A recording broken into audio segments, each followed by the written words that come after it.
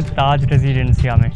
ताज Residencia का launch कोई 3-4 साल पहले हुआ, तो ताज ने बहुत शोहरत पकड़ी, बहुत ज़्यादा सेल्स हुई, बहुत अच्छे तरीके से बिका। इसकी लोकेशन भी बहुत अच्छी है, इस्लामाबाद के साथ जुड़ गया है। तो पहले इसके कुछ फेजेस लॉन्च किए गए एक्चुअली, तो बहुत ज़्यादा इनके पास वसीअ और अरीज़ रकबा है। I14 से शुरू हो रहा है और उसका दूसरा गेट I16 तक जाएगा। 3 साल पहले तकरीबन उन्होंने अपनी पहली लॉन्च की थी, जिसमें कुछ फेजेस लॉन्च हुए।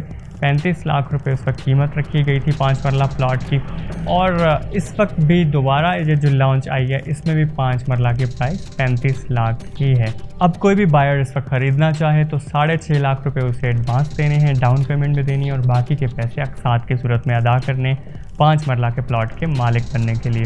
अगर देखा जाए तो फर्स्ट लॉन्च हुई तो उस वक्त भी यही प्राइसेस थी, अभी भी ये प्राइसेस हैं, तो प्राइसेस ऊपर क्यों नहीं बढ़ी, तो थोड़ा सा सवाल बनता है। बहरहाल ये चीज़ एक्चुअली तो इस वक्त उस बायर के लिए जो अब बाय करने वाला है उसके लिए तो ये चीज़ बेनिफिशियल है कि प्राइसेस वहीं पे मौजूद हैं और आप आराम से उसमें कुछ बाइंग कर सकते हैं। उसकी एक वजह तो ये कि अब जो नए फेजेस लॉन्च हुए हैं ये थोड़ा पीछे हैं, फ्रंट से पीछे हैं, बैक पे हैं, तो प्राइसेस में ये डिफरेंस मौजूद है।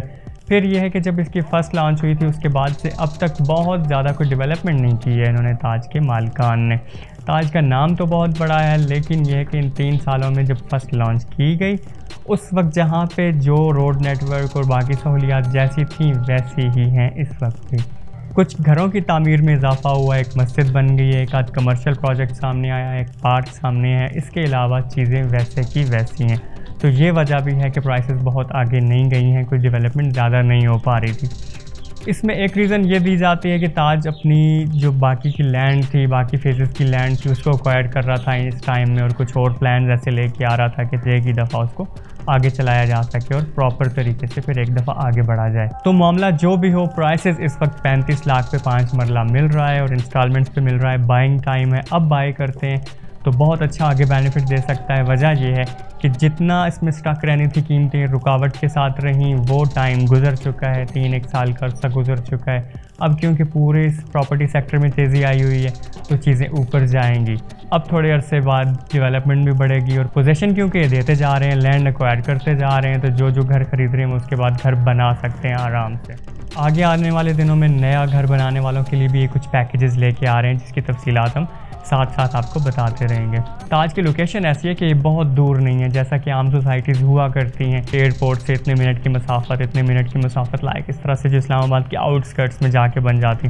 तो ये असल में इस्लामाबाद के बीचों बीच है। इस्लामाबाद के एक आबाद सेक्टर I14 बिल्कुल उसके साथ मौजूद है और एक प्लान्ड सिटी है। तो जो आसपास की जो लोकल आबादियों के लोग हैं या सेक्टर्स के लोग हैं, वो अगर एक सोसाइटी टाइप जगह पे आना चाहते हैं तो फिर ये उनके लिए बहुत करीबी सोसाइटी I14 को बिल्कुल टच कर रही है। इसका एक गेट I16 के साथ जाके लगेगा और पेशावर रोड से भी बहुत ज़्यादा मसाफत इसकी नहीं है। अब इसकी मौजूदा सिचुएशन ऐसी है कि इसकी कनेक्टिविटी और ज़्यादा बढ़ जाएगी। जैसा कि कायद-ए-आज़म हॉस्पिटल के पास गोलड़ा मोड़ पे जो ट्रैफिक का फ़्लो होता है वो इन दिनों क्योंकि कुछ ऐसा है, वहाँ पे रुकावट बनती है और कुछ उसकी अच्छी लुक इतनी नहीं है कि वहाँ से लगे कि आगे कुछ अच्छी जगह या अच्छी सोसाइटी मौजूद है। CDA वहाँ पे एक फ़्लाईओवर बनाने जा रहा है जिसकी अनाउंसमेंट्स हो चुकी हैं।